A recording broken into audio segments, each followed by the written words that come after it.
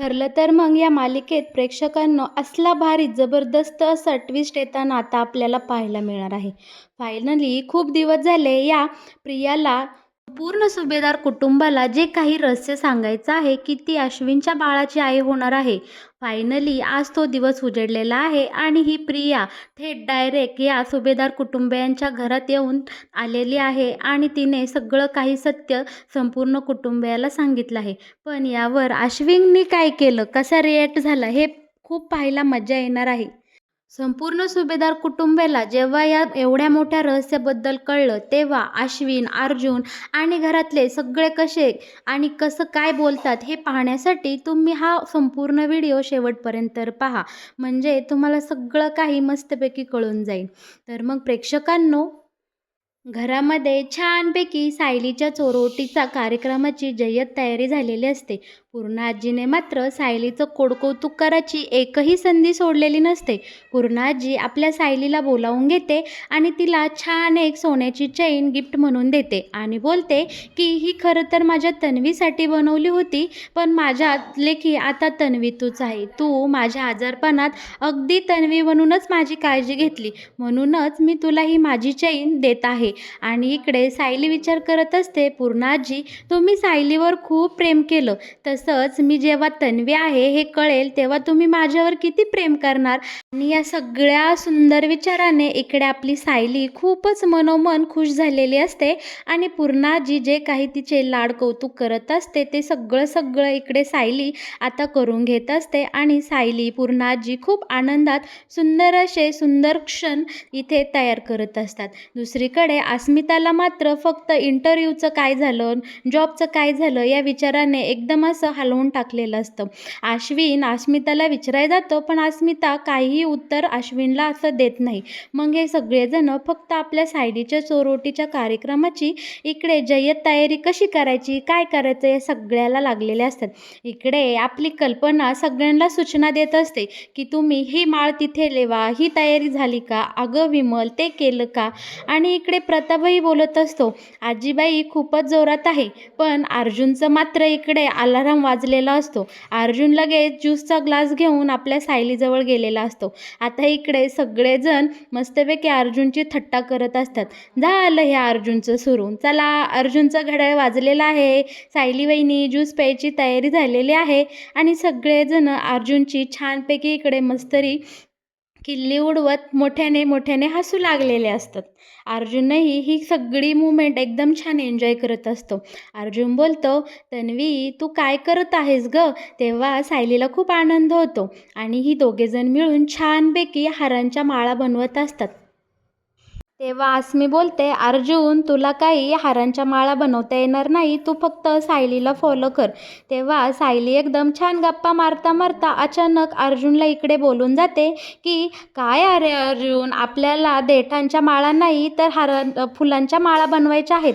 आणि सायलीचं हे एकदम बोलणं ऐकून सगळे चकित होतात आणि सायलीला बोलतात, अगं तन्वी असं अर्जुनला बोलायची, तू तर कधी अर्जुनला अरे तुरे सुद्धा करत नाही आणि अचानक तू असं कसं बोलली. आता हे सगळेजण एकदम शांत होतात. तितक्यात तिथं सुमनची आपल्या एंट्री होती. सुमन एकदम आनंदाने मस्त लगबगीने इकडे सायलीच्या चोरवटीच्या कार्यक्रमासाठी आलेली असते. शिवाय येता येता सुमनने एक सगळ्यांसाठी खूप गोड असं सरप्राईज आणलेलं असतं.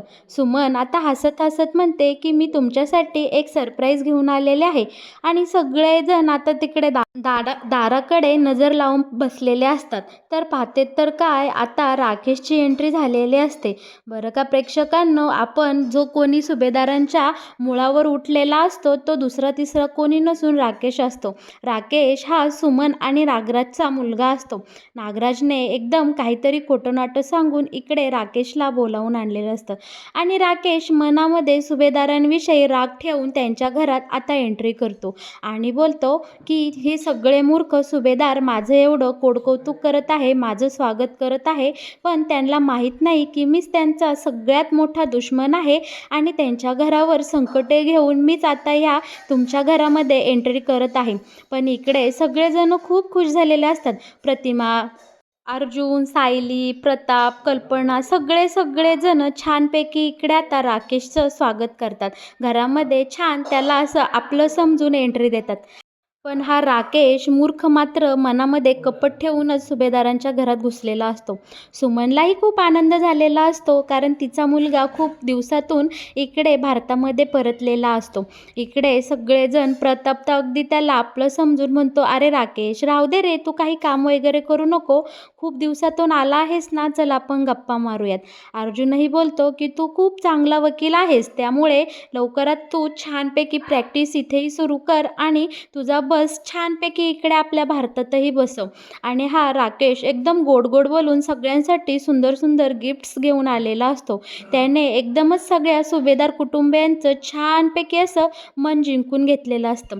बरं का प्रेक्षकांनो, इकडे हा राकेश आता सुभेदार कुटुंबावर नक्की काय काय वादळे घेऊन येणार हे सगळं पाहायला देखील खूप मजा येणार आहे. पण त्याआधी आपल्या सायलीच्या चोरोटीचा कार्यक्रम खूप अशा सुंदर जंगी स्वरूपात आनंदमय वातावरणात पार पडणार आहे. आता सगळेजण फक्त सायली येण्याची वाट पाहत असतात. मस्तपैकी सायलीची चोरोटी आज भरायची असते बरं का. पूर्ण आजी, अर्जुन सगळे घरातले खूप छान नटून-थटून बसलेले असतात. आणि आता प्रेक्षकांनो, आपल्या सायलीची तिथे एंट्री होते आणि सायली आज खूप सुंदर दिसत असते. आपली पूर्ण आजी अगदी आनंदाने सायलीची नजर काढते आणि सायलीला बोलते, "बाळा, किती गोड दिसत आहे." आणि लगेच आपली कल्पना सायलीला छानपैकी पाटावर बसून घेते आणि सगळ्याजणी सायलीचं कोडकौतुक करायला लागतात. पण इकडे आता दुसरीकडे जेलमध्ये हा सचिन नागराजला भेटण्यासाठी आलेला असतो. तेव्हा आता या दोघांचं बोलणं चाललेलं असतं. या सुभेदारांना नक्की कसं उद्ध्वस्त करायचं, काय प्लॅन केला पाहिजे. तेव्हा आता इकडे सचिन बोलतो, "नागराज अंकल, मी तुमच्या राकेशसोबत बोललो आहे. तो मला येऊन भेटला. मैपतच्या इथे त्याची आणि माझी भेट झाली. पण अण्णा आता खूपच वेड्यागत करत आहे. त्यांना मैपत बाबाच्या या ढोंगातून बाहेर यायला किती वेळ लागणार आहे काय माहीत." पण इकडे आता नागराज बोलतो, "अरे तो नाटकं करतो रे. किती दिवस असं वागणार आहे, चांगुलपणाचं आवारणार आहे. येईलच तो, कधीतरी होईलच आपल्याला जॉईन." तेव्हा आता इकडे नागराज बोलत असतो, अरे म्हणूनच तर मी राकेशला इकडे ताबडतोब बोलवून घेतलं आहे. त्याच्यासमोर मी एकदम असं मस्त जोमात नाटक केलेलं आहे की या सुभेदारांमुळे माझी खूप घाणेरडी अवस्था झालेली आहे आणि म्हणूनच माझ्यावर आता ही वेळ आलेली आहे. जेलमध्ये मी खूप दुःखात आहे आणि माझी ही सगळी हालत बघून माझ्या राकेशला खूप राग आलेला आहे. तो एकदम असा जिद्दीने पेटून उठलेला आहे आणि तो सुभेदारांना नक्कीच काहीतरी प्लॅन करून उद्ध्वस्त करीन याची मला 100% खात्री आहे. तर आता सचिन, तू एक काम कर, तू मस्तपैकी माझ्या राकेशला साथ दे आणि असा काहीतरी प्लॅन कर की जेणेकरून इकडेही सुभेदार कुटुंबियांच्या चेहऱ्यावरचं हसूच उद्ध्वस्त झालं पाहिजे आणि माझ्या मुलाचा, माझ्या अपमानाचा सगळ्याचा बदला आता तुम्ही दोघे मिळून घ्या आणि या सुभेदार फॅमिलीला डायरेक्ट उद्ध्वस्तच करून टाका." तेव्हा आता सचिन नागराजला सांगतो की नागराज अंकल, माझ्या हाती असला काहीतरी जबरदस्त असा बॉम्ब लागलेला आहे. तो फक्त त्या सुभेदार कुटुंबावर फोडायचाच बाकी आहे. तेव्हा नागराज बोलतो की मुहूर्ताची वाट पाहत आहे का? कसली वाट बघतोय, सांगायचं ना. तेव्हा आता इकडे हा सचिन बोलतो, "हो, त्याची सगळी तयारी झाली आहे. लवकरच तो बॉम्ब आता सुभेदारांच्या घरात जाऊन फुटणार आहे." बरं, इकडे आता मस्तपैकी सचिन आणि नागराजचे चांगले अशा हितगुजाच्या बातम्या चाललेल्या असतात आणि सुभेदार कुटुंबियांचा कसं उद्ध्वस्त करायचं यावर जबरदस्त अशी प्लॅनिंग चालवली असते. दुसरीकडे मात्र आपल्या सायलीचं हे चोरोटी भरण इतकं सुंदरपैकी पार पडतं. छानपैकी आपल्या सायलीचं कोडकौतुक आता इकडे संपूर्ण सुभेदार आणि किल्लेदार फॅमिली मिळून करत असते. सायली खूप मनोमन खुश झालेली असते अगदी, कारण सायलीला आता कळून चुकलेलं असतं की तीच खरी तन्वी आहे आणि छानपैकी आपल्या आईच्या हातनं, आपल्या सासूच्या हातनं, आपली सासूच आपली मामी आहे, हे सगळे विचार आणि एकदम मस्त अशी फिलिंग सायलीला एकदम सुखद भावना एकदम सायलीला अशा आतून सुंदर असं सुख देत असतात. इकडे पूर्ण आजीने केलेले लाड, सायलीचे शिवाय आपल्या कल्पनाने ओटी भरलेली, विमलने केलेले लाड, अर्जुनचं प्रेम, शिवाय आपल्या अश्विन, चैतन्याने चिडवलेलं सगळं सगळं सायलीला खूप आवडत असतं. सायली आणि संपूर्ण सुभेदार कुटुंब सगळे एकदम सुखात असतात. प्रतिमाला तर असं वाटत असतं की जणू काही तिच्या तन्वीचीच ही चोरोटी भरत आहे आणि सायलीचं औक्षण करून तिची छानपैकी आता इकडे प्रतिमा ओटी भरून घेते आणि सगळेजण एकमेकांना आनंदाने पेढे बर्फी भरवतात. शिवाय आता घरातले एक एक जण सगळे करून सायलीला आता त्यांच्या त्यांच्या परीने सुंदर सुंदर असे गिफ्ट्स देत असतात. सायली खूपच मनोमन खुश झालेली असते. आपली अस्मिताही सायलीचं खूप लाड करत असते बरं का. बाळाची आत्या म्हणून अस्मिता खूप स्वतःला अशी छानपैकी समजत असते आणि हे सगळं पाहून अर्जुन खूप खुश होत असतो. अर्जुन बोलत असतो, बायको तू सध्या फक्त सायली आहे तर हे सगळेजण तुझं इतकं कौतुक करत आहेत. जेव्हा त्यांना कळेन की त्यांची लाडकी नात तन्वी म्हणजेच तू आहे, मग तर बायको तुझं केवढं सारं कौतुक होईल. आणि हो, मी तुला शब्द देतो की हे सुखाचे क्षण लवकरात लवकर तुझ्या आयुष्यात येईल आणि लवकरच सगळ्यांना कळेन की तूच खरी तन्वी आहे आणि हे सगळेजण तुझी एकदम आपलेपणाने अजूनच काळजी घेतील बरं का. आता हे दोघेजणे सायली आणि अर्जुन एकमेकांसोबत छान गप्पा मारतात. घरातलेही खूप आनंदात असतात कारण आज अखेरीस सायलीला बाळ राहून 3 महिने पूर्ण झालेले असतात. आता सगळेजण ही गोड बातमी बाहेरच्या लोकांना सांगायला एकदम आता खुश झालेले असतात. शिवाय आतुरही झालेले असतात. हा मस्तपैकी चोरोटीचा कार्यक्रम छानपैकी पार पाडला जातो. आता सायली आणि अर्जुन एकमेकांसोबत छान गप्पा मारत रूममध्ये बसलेले असतात. चोरोटीचा कार्यक्रम कसला छान मस्त असा पार पडला यावर दोघेही गोड गोड गप्पा मारत असतात. पण तितक्यात सायली बोलते की मी खरी तन्वी आहे याबद्दलचे सगळे पुरावे मला नक्कीच प्रिया देईल. त्यामुळे मी असा निर्णय घेतला आहे की मी प्रियाला जाऊन जेलमध्ये जाऊन भेटणार आहे आणि तिला जे काही सत्य आहे ते थेट विचारणार आहे आणि तिच्याकडनं माझ्या सगळ्या प्रश्नांची उत्तरं मिळते की नाही हे पडताळणार आहे. पण अर्जुन सायलीला साप जेलमध्ये जायला नकार देतो आणि बोलतो, बायको तू अजिबात त्या घाणेरड्या प्रियाला भेटण्यासाठी जेलमध्ये जाणार नाही. मला हे अजिबात मान्य नाही. मी तुला कुठेही जाऊ देणार नाही. पण सायली बोलते, प्रियाला भेटल्याशिवाय मला माझ्या प्रश्नाची उत्तरं मिळणार नाही. मी प्रियाला नक्कीच भेटायला जाणार आहे. प्लीज तुम्ही मला अडवू नका. या दोघांचा इकडे वाद सुरूच असतो प्रियाला भेटायला जायचं नाही म्हणून. तितक्यात बाहेरनं एक आवाज येतो, सायली लवकर बाहेर ये, मला तुझ्यासोबत खूप महत्त्वाचं बोलायचं आहे. आणि सायली बोलते, हा तर प्रियाचा आवाज आहे. आणि आता प्रियाचा आवाज ऐकून सगळे सुभेदार कुटुंबीय अचानक बाहेर सगळे हॉलमध्ये इथे जमतात आणि समोर प्रियाला पाहून सगळ्यांना खूप मोठा धक्का बसतो. इकडे आता सगळेजण, सायली बोलते, तू तुझं हे घाणेरडं थोबाड घेऊन का माझ्या घरात आले आहेस? चालती हो इथनं, लवकर हो बाहेर. पण इकडे प्रियाला पाहून अर्जुन आणि अश्विनच्या पायाखालची मात्र जमीनच हादरलेली असते. कारण यांना आता कळून चुकलेलं असतं की ही प्रिया नक्कीच ती गरोदर आहे हे सांगण्यासाठीच इकडे आमच्या या सुभेदारांच्या घरी आलेले आहे. अश्विन प्रियाला बोलतो, चालती हो इथून, कशाला थोबाड काढीत माझ्या या घरात आलेली आहेस तू? तुला इथं कोणी यायला सांगितलं होतं? तेव्हा आता सायली बोलते, प्रिया तू इथं काय करतेस? कशासाठी इथं आले आहेस? तेव्हा आता प्रिया सांगते, मला तुम्हाला एक सगळ्यात मोठं सत्य सांगायचं आहे. अगं सायली, माझं ऐकून तर घे. तुला माहिती आहे का, मी अश्विनच्या बाळाची आई होणार आहे. कल्पना मामी माझ्या पोटामध्ये तुमच्या या घराचा वारस जन्म घेत आहे आणि तो माझ्या पोटामध्ये वाढत आहे. तेव्हा आता यावर सगळेजण एकदम असे शांत होतात आणि कल्पना पुढे होऊन बोलते, गबस ग खोटारडे नालायक मुली, कशाला आली तू माझ्या घरात? चालती हो आत्ताच्या आत्ता. तेव्हा आता इकडे प्रिया बोलत असते, अगं सायली तू तरी माझ्यावर विश्वास ठेव. तेव्हा सायली बोलती, अगं तुझ्यावर विश्वास ठेवण्याजोगं तू कधी वागली आहेस का?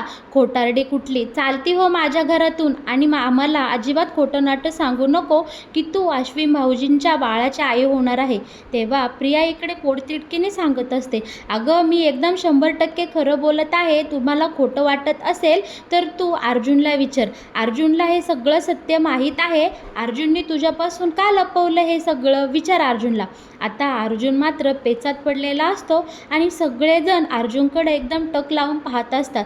तेव्हा सायली आता अर्जुनला जाब विचारते, तुम्ही माझ्यापासून का हे सगळं लपवलं? हे सगळं खरं आहे का? इकडे अश्विनला मात्र खूप टेन्शन आलेलं असतं. पण आता अर्जुन काही उत्तर देणार तो तेवढ्यातच आपला हा अश्विन त्यात प्रियासमोर जातो आणि तिला म्हणतो, अगं एक खोटारडे नालायक मुली, इथे येऊन काहीतरी बोलू नकोस की तू माझ्या बाळाच्या आई होणार आहेत. लग्नाआधी आणि लग्नानंतर माझ्यासोबत राहत असतानाही किती जागी तोंड मारलं आहे हे मला चांगलंच माहीत आहे आणि त्याचे सगळे पुरावे माझ्याकडं अजूनही आहेत. त्यामुळे या बाळाचा बाप मी नाही हे मला नक्कीच माहिती आहे. सायली वहिनी, तुम्ही अजिबात या प्रियाचं काही ऐकू नकोस. तुला माहिती आहे का, दादाला मी माझी शपथ घातली होती आणि म्हणूनच दादानी एवढं मोठं सत्य तुझ्यापासून लपवलं आहे. दादाला मीच सांगितलं होतं की ही प्रिया गरोदर आहेत आणि ती आपल्या घराचं वाटोळं करण्यासाठी खोटं नाटं बोलत आहे. त्यामुळं तू आपल्या घरच्यांना अजिबात सांगायचं नाही की ही गरोदर आहे किंवा ही माझ्या बाळाची आई बनणार आहे. तेव्हा आता सायली एकदम शांत झालेली असते. तिला खूपच मोठा असा धक्का बसलेला असतो. प्रिया बोलत असते. यावर प्रिया बोलते, प्लीज माझ्यावर विश्वास ठेवा. सायली, कल्पना मामी, खरंच मी अश्विनच्या बाळाची आई होणार आहे. तेव्हा अश्विन बोलतो, हिच्यावर माझा काडी मात्रही विश्वास नाही. आणि हो प्रिया, मी तुला याच्या आधीही सांगितलं होतं, ह्या तुझ्या पोटातल्या बाळाशी माझा काडी मात्रही संबंध नाही आणि त्याचा स्वीकार मी करणार नाही. आणि हो दादा, मी तुला जे डिव्होर्स पेपर्स तयार करायला सांगितले होते ते आत्ताच्या आत्ता इथे आणून दे. आणि अश्विन त्या डिव्होर्स पेपरवर साईन करतो आणि ते सगळे पेपर डायरेक्ट इकडे प्रियाच्या तोंडावर फेकून मारतो आणि प्रियाला बोलतो, चालती हो माझ्या या पवित्र घरातून. तुझी घाणेरडी सावलीही मला माझ्या या पवित्र घरावर नको आहे. प्रिया, इथून पुढं माझ्या घरातल्या कोणत्याही कुटुंबातील सदस्यांसोबत तू जर बळाने संबंध जोडायचा प्रयत्न केलास तर तुझी गाठ माझ्याशी आहे. आणि पोलिसांनाही तो अश्विनीकडे सक्त ताकीद देतो की प्लीज ह्या बाईच्या सांगण्यावरून तुम्ही पुन्हा आमच्याशी कसलाही संपर्क करू नका आणि तुम्ही आता इथून गेले तरी चालेल. तर मग प्रेक्षकांनो, अश्विनने घेतलेल्या निर्णयाबद्दल तुम्हाला काय वाटतंय? ठरलं तर मग या मालिकेत येणारं हे नवीन वळण पाहून तुम्हाला कसं वाटतंय? याविषयी तुमच्या नक्की काय भावना आहेत या मला नक्कीच आपल्या कमेंट बॉक्सद्वारे कळवा. आणि हो, ठरलं तर मग या मालिकेत येणारे असेच नवनवीन ट्विस्ट जर तुम्हाला पाहायचे असतील तर आपल्या या चॅनलला नक्की सबस्क्राईब करा आणि लाईक करायला अजिबात विसरू नका.